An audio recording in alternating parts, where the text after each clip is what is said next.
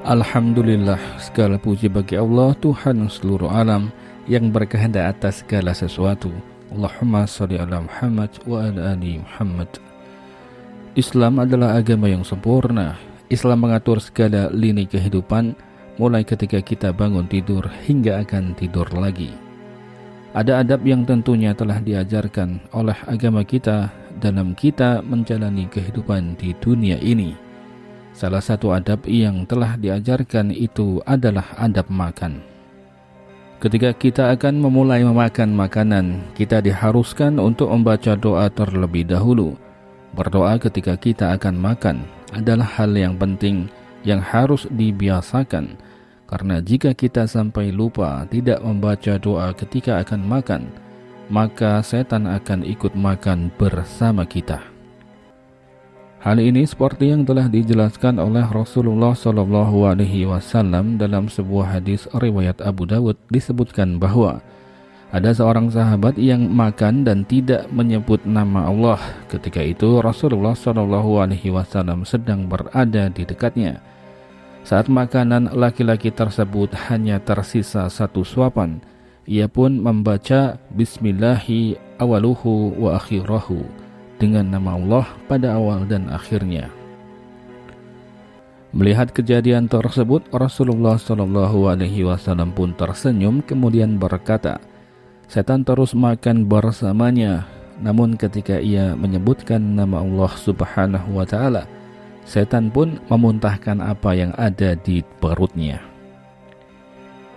Sebagian ulama menyatakan bahwa setan benar-benar makan bersama manusia, sehingga ia tidak merasa kenyang karena sesungguhnya setan pun ikut makan dan minum seperti manusia. Meskipun kita tidak dapat melihat setan makan dan bagaimana caranya, namun Nabi SAW pernah menyatakan bahwa setan makan dengan tangan kirinya. Pendapat ini dikuatkan dengan hadis riwayat Ahmad bahwa suatu ketika Nabi SAW pernah menyantap makanan bersama 6 orang sahabatnya.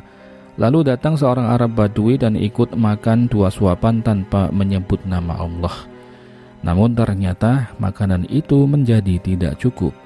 Rasulullah SAW pun bersabda, jika ia menyebut nama Allah, niscaya makanan itu akan cukup untuk kalian.